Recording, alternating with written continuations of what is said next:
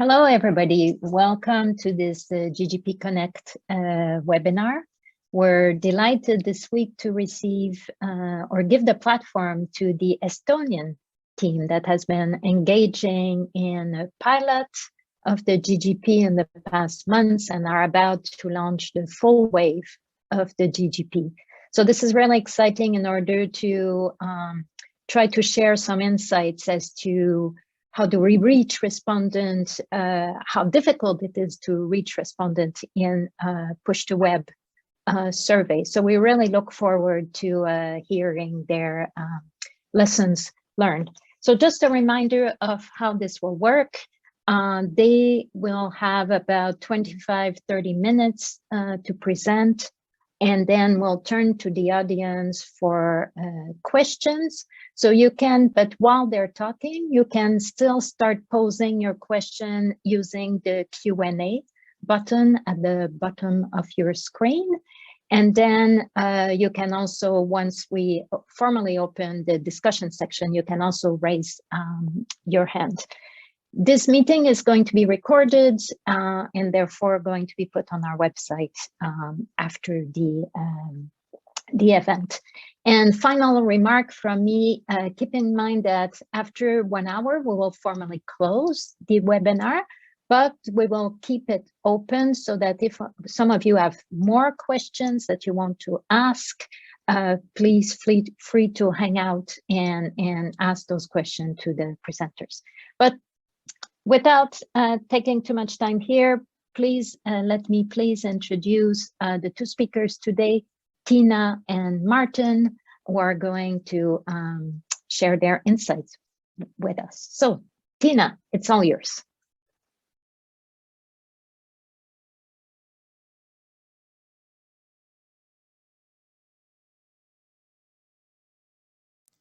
First I need to unmute and then share the screen.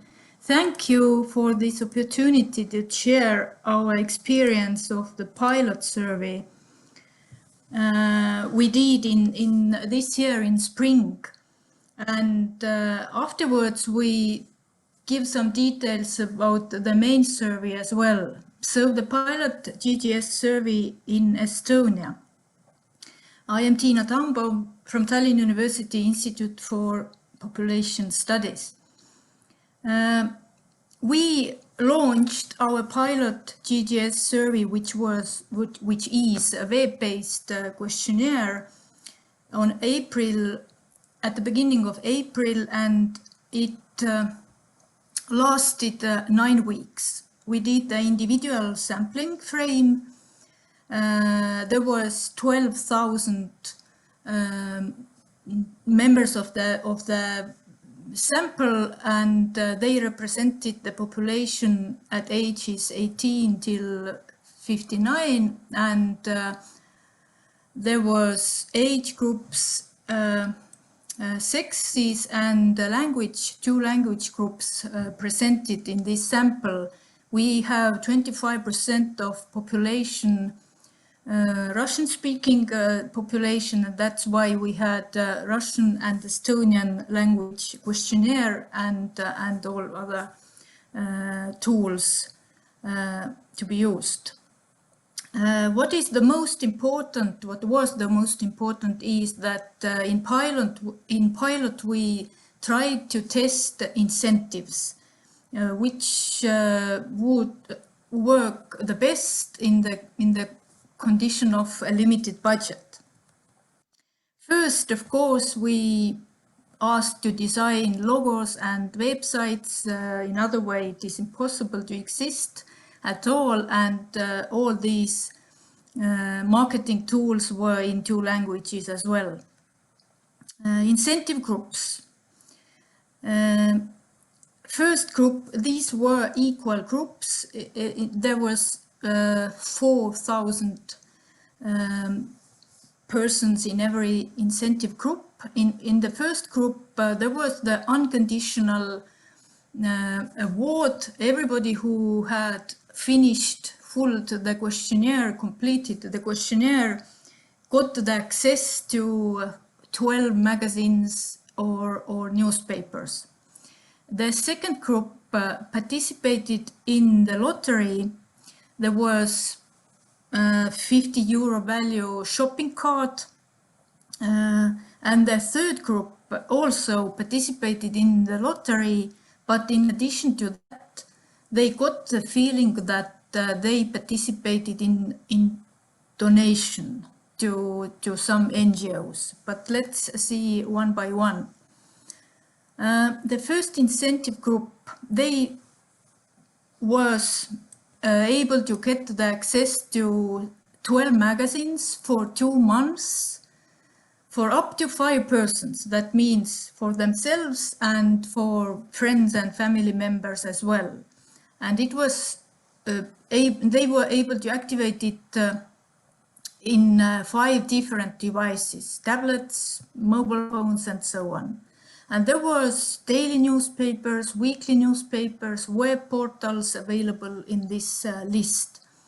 What is important is that only one, the source was in Russian in the list. And there was also some technical preconditions or barriers. They needed to register to this, to get this right to access these newspapers. So it was not too easy to get this gift. The second group, the lottery, there was 55 e-gift cards. That means this was not the physical shopping cart, but they got it by the email, and it was usable in several type of shops. For example, in silver kitchen, that means easy to eat type of food. Shopping malls, silver, it is food and consumer stuff. Shopping center, Kaubamaja is like John Lewis type shopping center, or in our country, in Nordic countries, Stockmann, and beauty shops and shoe stores. So except the food, for men there are less choices than compared to women. And the third group participated in the lottery. The same gift cards were available. There were 32 cards. And as I said, it was announced that they participate in common or joint donation. We did the donation to 2 NGOs who are dealing with children and youth, their mental problems. And in the invitation, we also tried to create some emotion. We printed there some sentences from these young clients of these NGOs, like children who had participated in these programs to improve their mental health. The cost per person in this group was 72.5 cents. In the previous group, the cost was 40 cents. And in the first group, the cost was €4. So what else? It is important to emphasize that there was 2 batches of the sample. First, we sent invitations to 1/3 of the sample, and this was the beginning of April this year, and we had relatively strict COVID control measures still in force. And as you can see, the weather in the beginning of April is pretty ugly yet. But a month later, when the second batch was launched, the weather was wonderful, and we didn't have any COVID strict COVID limitations as well. We had some, but not so strict. So there was a difference between two batches. We had the media campaign mainly focused on printed media and television and radio. We did several interviews in Russian and in Estonian. But as you see from these dates, this media campaign was at the beginning of April, not at the beginning of May anymore. So, and we tried a week the Facebook boost as well. For 1 week, the advertisement was seen for women and for men. And from the graph above, you can see that there was 654 clicks on the advertisement, and mainly 93% of them who did the click on the ad were women, and only some young men were clicking on the ad. Reminders. Altogether, we did 4 reminders for those who hadn't responded yet. First 3 reminders were pretty similar, the same text. Please pay attention that we have sent this invitation and so on. At the same time, in the middle of May and at the end of the May, we approached 600 persons by the telephone. Actually, well, not we, but we cooperated and still cooperate the survey agency Kantar Emor, and they approached these people who hadn't responded yet, and we tested 3 subgroups. 1/3 were Estonian men, 1/3 were Russian men, and 1/3 were Russian female. And this activity was pretty successful. The success rate was 10%. And finally, the last reminder was sent by email. Again, it was very short and very focused on the date of the lottery, which is close, and maybe you you are interested in participating in lottery. And we had different wording, 2 men and 2 women, in this last reminder. What the difference was, first we pointed that yes, this survey reached the end, and we are going to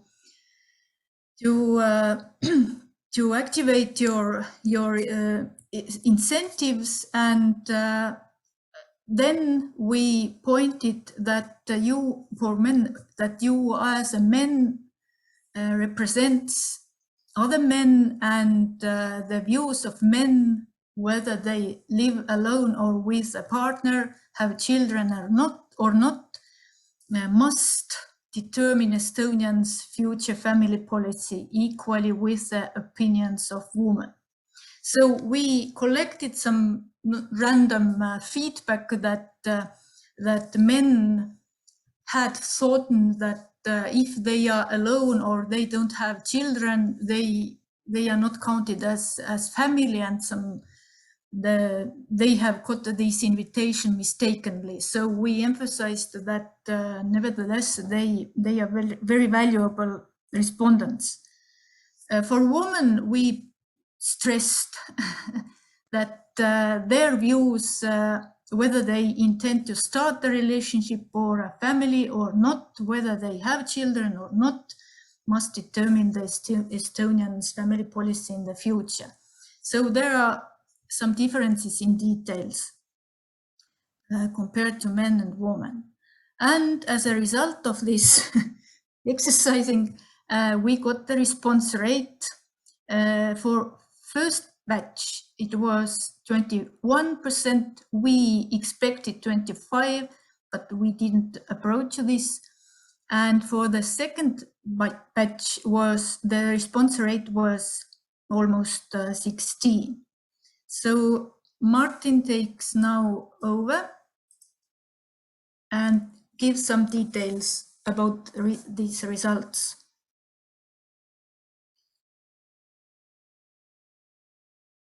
Hello.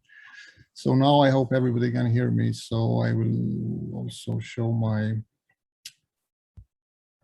pictures. So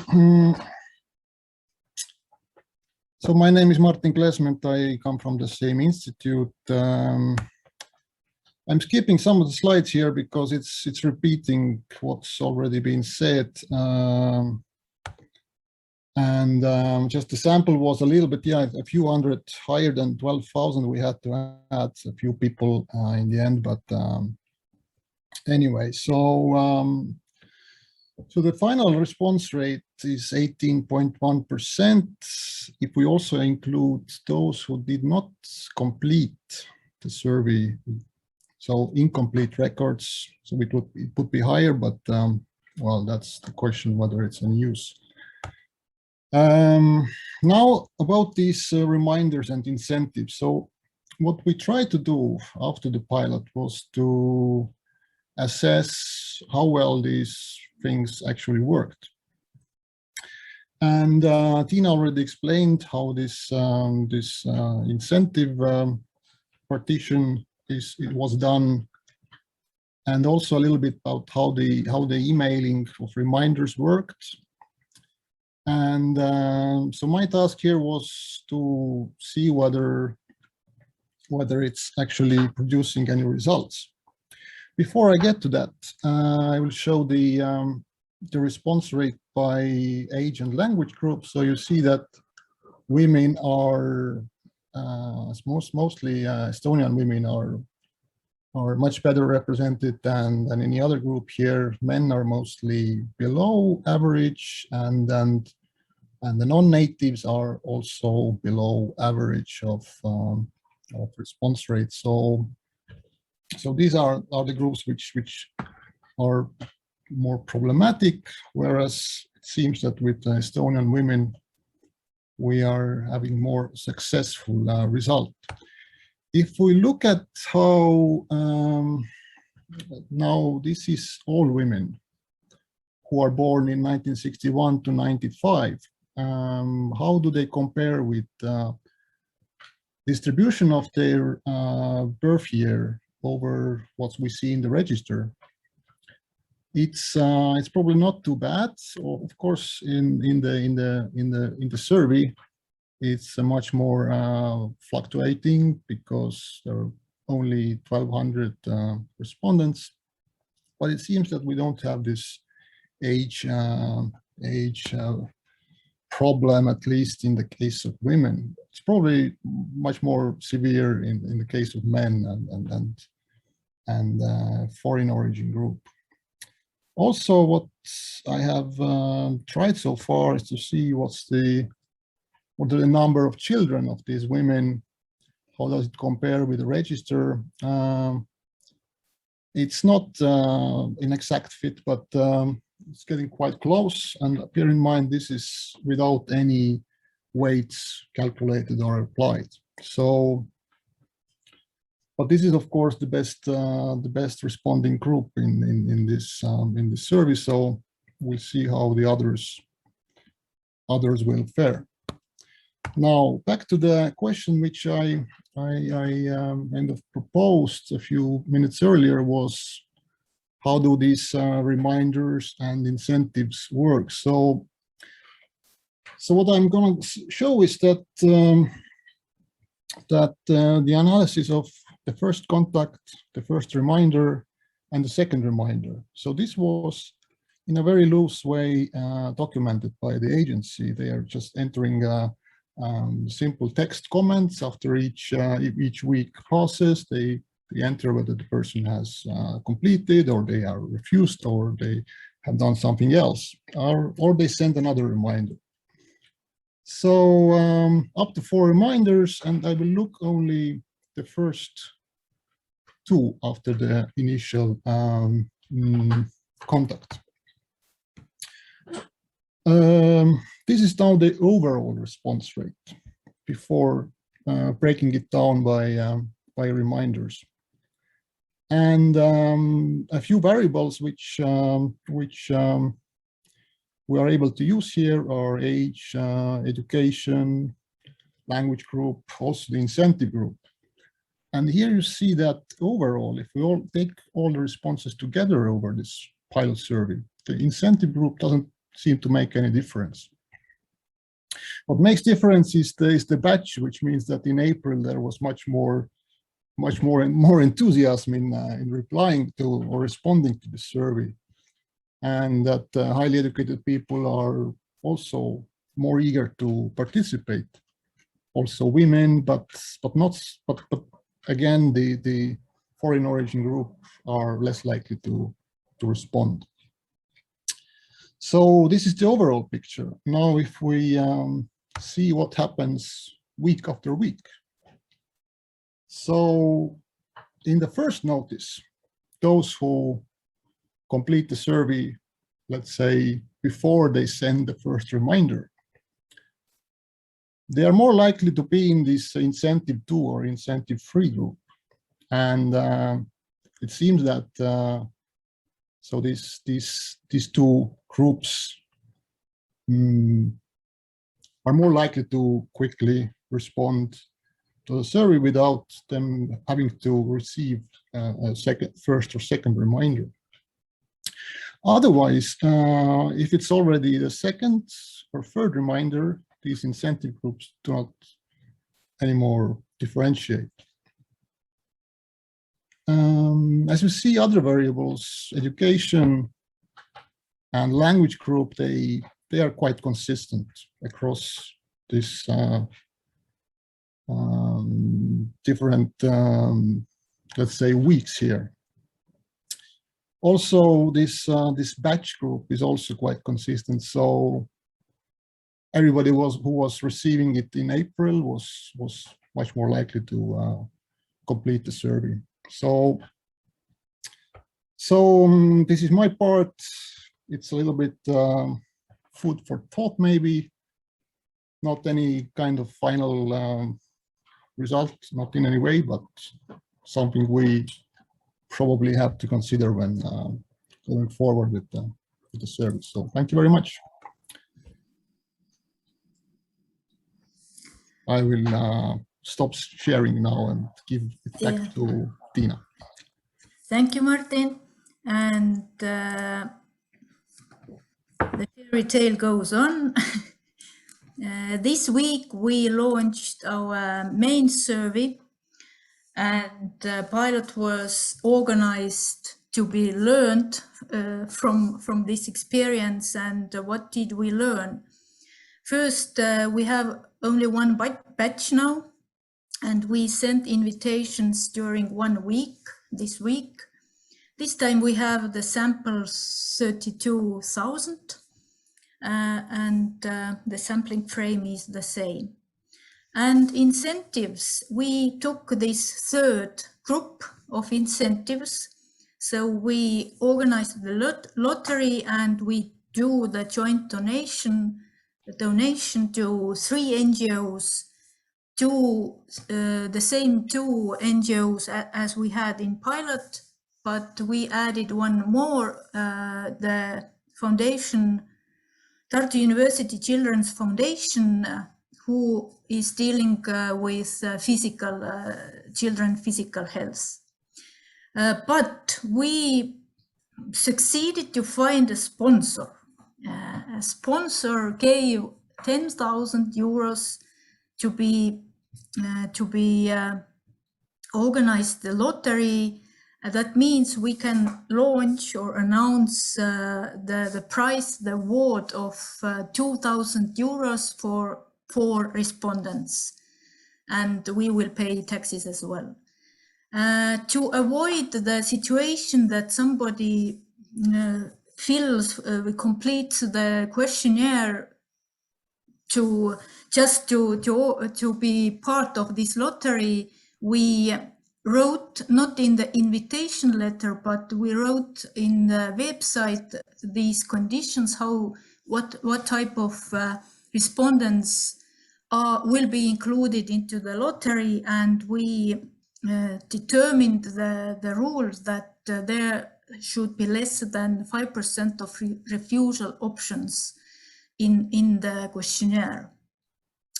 And in addition to this big lottery, we have again these e-gift cards, 50 euros value and 30 euro value e-gift cards as well to be shared. We also have the media campaign, but we have the problem how to differ from spring campaign in print media and television and radio, because we already talked the same, pretty much the same story in spring.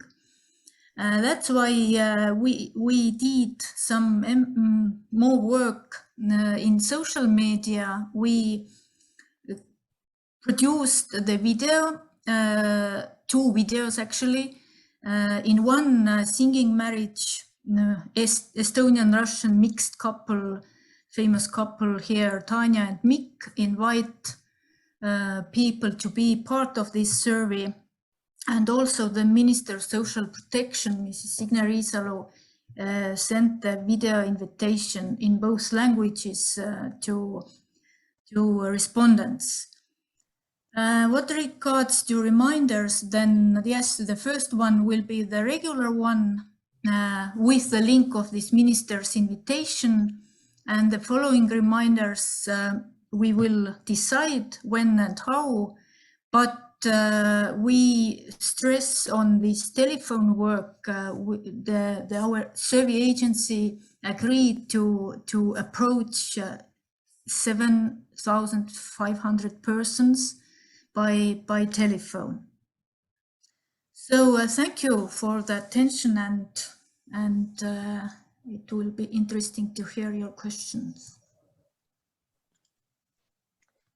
Thank you, Tiina and Martin, for that. This is really great, and we certainly appreciate all the effort that was made to recruit participants.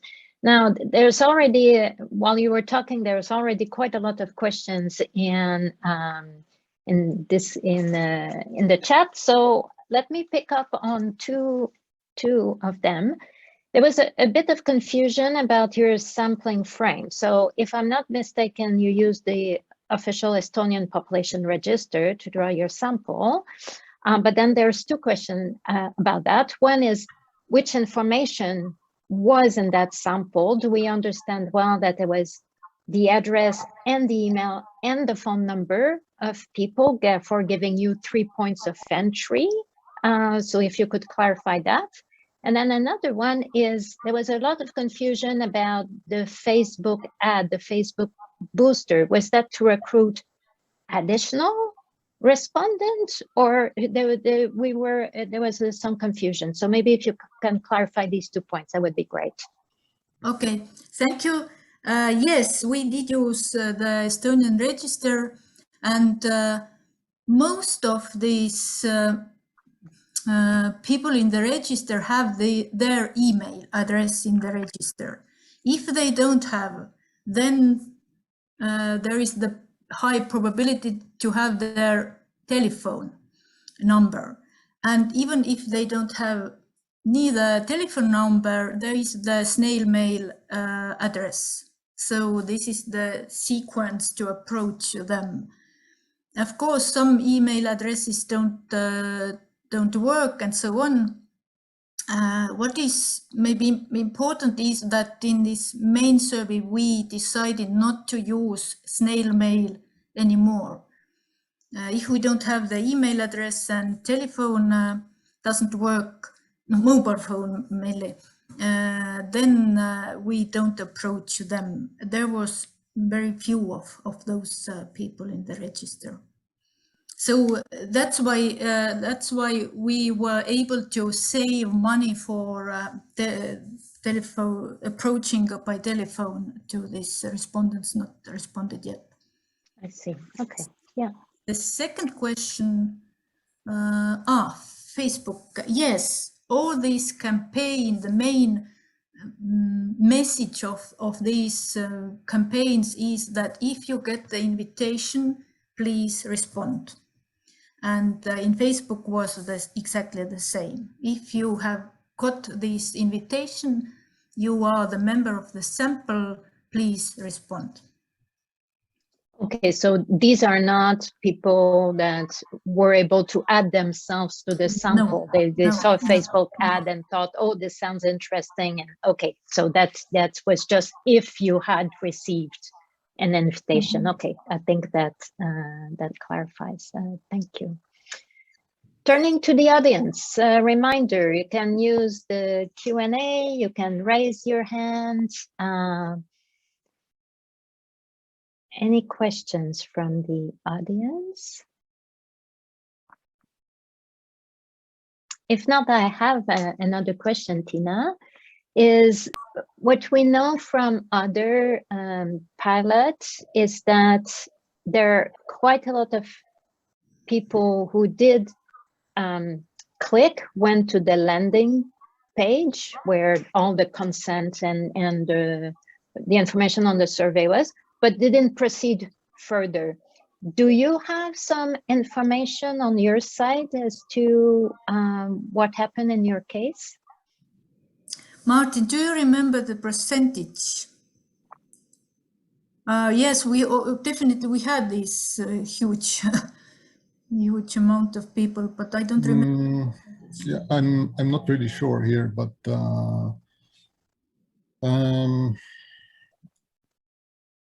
in sample that we received back from Needy, I think we have around 300 or a little bit more those who have absolutely nothing filled. So if this is the group you're having in mind, not sure.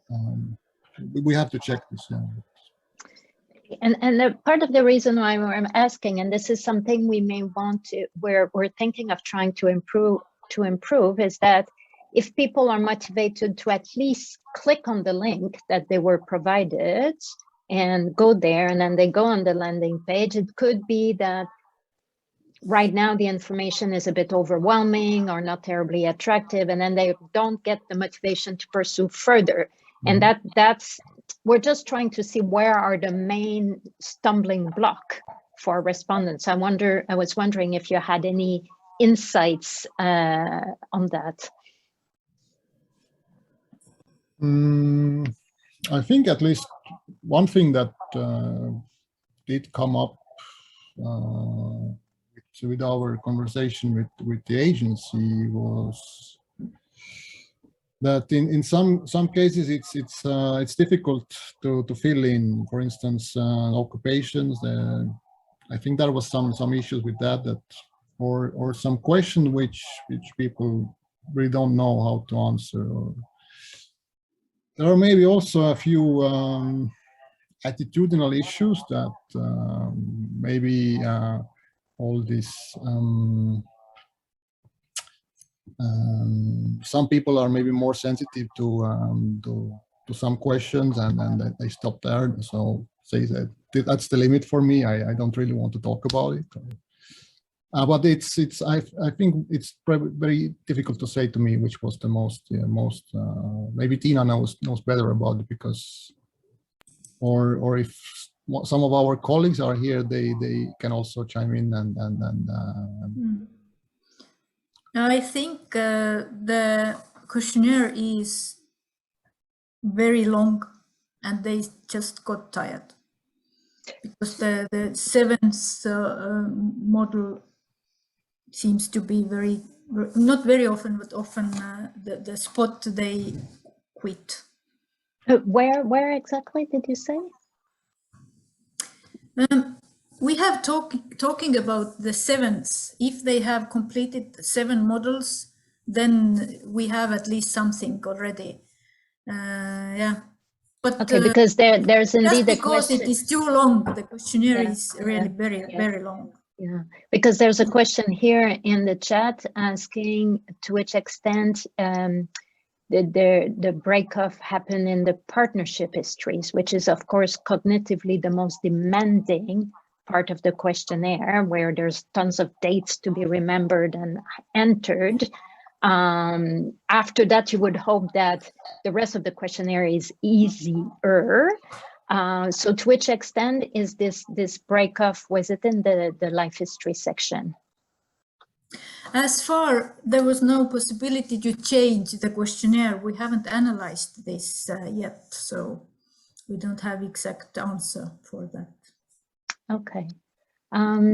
Let's see. There's also a question in the chat about you did mention that in the wording, I think it was the fourth reminder that there was change in the wording. And did you see that it had an impact, this change in the wording? Yes, we approached to men in different wordings. Did we have any effect on not such a big that we talked about this? At least okay. Because it doesn't cost anything.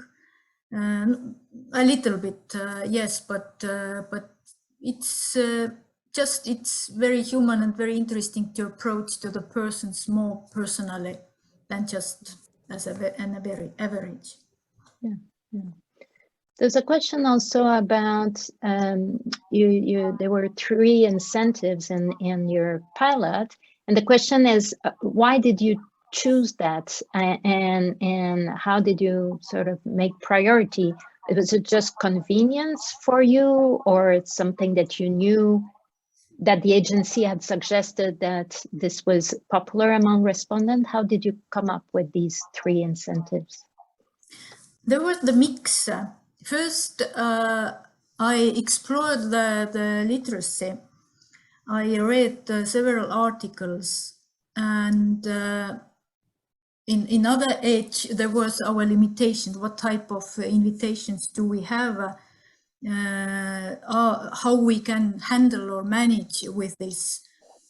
Because, for example, right now, it seems that the poor money is the easiest way to attract people, but how to manage if you have this poor money? This is the other question. So the question of project management is important as well. So that's why we have these e-gift cards. Only one company provides these type of gift cards, and they have shops all over the country. It's again important. So this everyday practical questions came up, what to choose as incentives.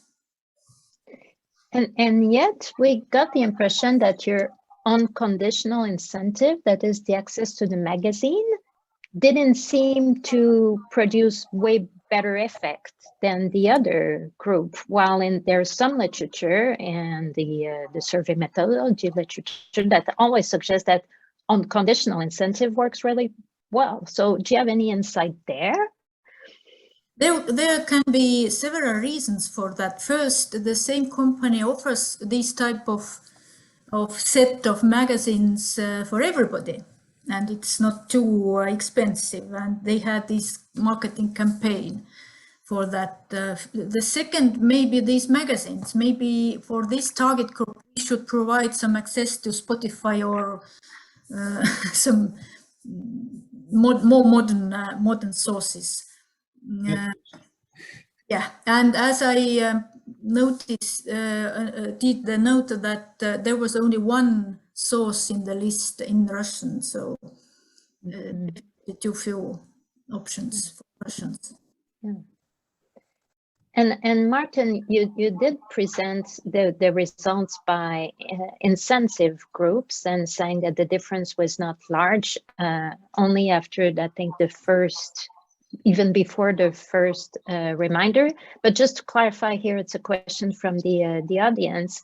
Does that mean that really the response rate at the end was really the same with the 3 incentive groups? Well, in fact, we were checking almost every week that what is the how is the response accumulating according to these 3 groups. So we were also breaking this down by age group and language group. And I don't have these figures here at the moment, but the overall finding was then that didn't matter too much to change from one group to another, because we had the first batch and then we were observing how this were performing, and none of the groups really stand out as significantly better.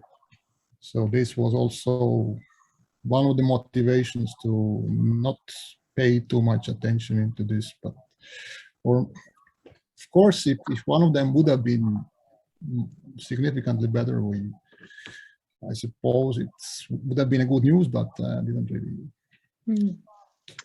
And I think, if I'm not mistaken, when you started, it's either you, Tiina, or Martin said that you were actually expecting something more around 25% response rate. Was that based on other online surveys in Estonia? Where does your 18-20% stand in relation to other experiences in the country? Yes, our survey agency had some experiences. I remember that this 25 was pretty high expectations regards to Estonia. Yes, but it came from the other point that we need to achieve this response rate to use these data for scientific purposes. So it was again the mix from experience from one side, but we just needed to raise this goal for different scientific reasons. Now, one other question was, it's clear that you made a lot of effort to try to increase the visibility and the awareness that this survey was happening with various videos, but also obviously to increase the level of trust of the respondent to reply, so that it's not a scam or it's not a fraudulent lottery. So you did a lot of effort there. I'm wondering if you had also a phone line where they could call to check if this was valid. Did you have any experience with that? Yes, the survey agency answered the phone calls in work days and work times, and they had phone calls, and also our contacts were already in this invitation text, and we shared somehow some technical problems. We generalized to survey agency, and some content issues we did solve. I don't remember that we got any questions. Expect that they announced that they don't want to be in the sample. So the survey agency got all these calls related to the survey itself, and that was the source. We got the feedback, what type of problems or barriers they met. Okay. And the other way around. So you said, I think the survey agency tried to call several respondents that didn't answer. Yeah. 600 persons were approached by. So did the agency keep track of the reasons provided for the refusals?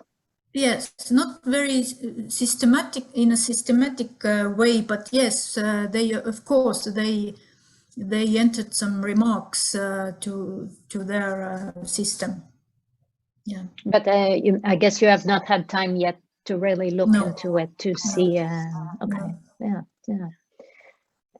Yes, Question, go Martin. Yeah, these are simple text comments, and then they are not, say, they are not coded in any way. So there is probably some useful information, but we haven't really systematically.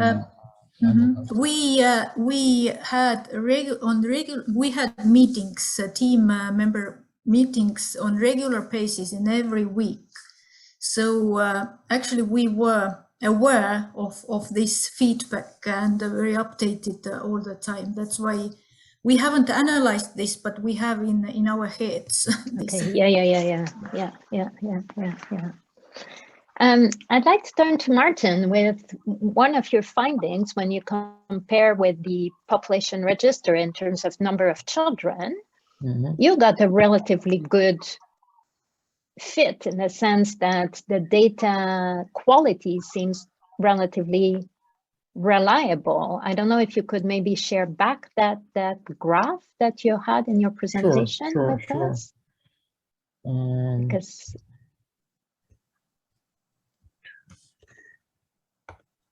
yes, this one. So I wonder if you want to comment here, because I find it particularly interesting. We were wondering to which extent we would, especially when it comes to childless people, this is a bit of a concern that we had in the survey. So do you want to further comment on that graph? Well, it's actually so fresh that I'm not yet sure that it's all that everything is okay with this, because so this is now from the survey. It's women with their own children, so biological children. Yeah. And so this means that you add up all the children from the previous and their current, and then it's compared with the register data for the same birth cohorts.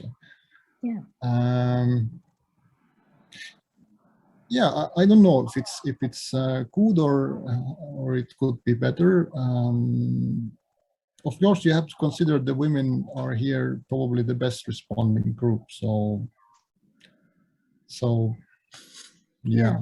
It's not a representative of the entire survey. So. No, and yet I think I'm actually very pleased with these results. I mean, I think there's always a concern with such a low response rate. That surely it's a very, very biased type of sample, that maybe people without children are more likely to answer, or the other way around. It appeals more to people with children, because we do emphasize families in the survey and the invitation. When I look at that, actually, it's not bad at all. So I was wondering, if if anybody in the audience has comments about that graph. If I may just shortly come back to your previous question about what was the kind of a difficult part in the survey. Then when I addressed this data later, I think this children part was quite complicated, because it was asked in different parts of the survey. Also, there was some confirmation questions about, is this the number of children that you had, that you responded previously? And some people were confused. They said, this is not the number. I think this was a small percentage, but still, all these different possibilities that people can have children, and the children of their partners and previous partners, and so this is quite a complicated part, I think, at least for me, in the whole survey. So. Yeah. Good. Any remaining questions with the audience at this point? Please feel free to raise your hand.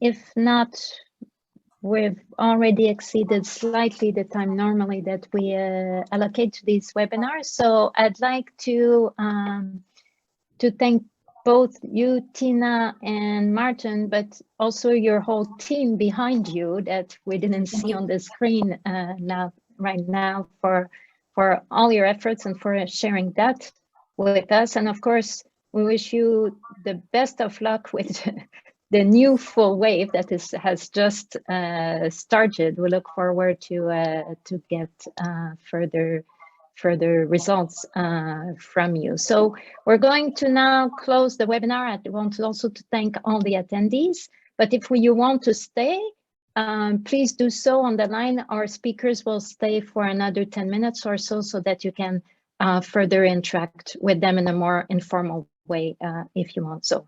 And on those of you, thank you. Have a nice day until the next webinar in about a month from now. Thank you very much. Bye-bye. Thank you.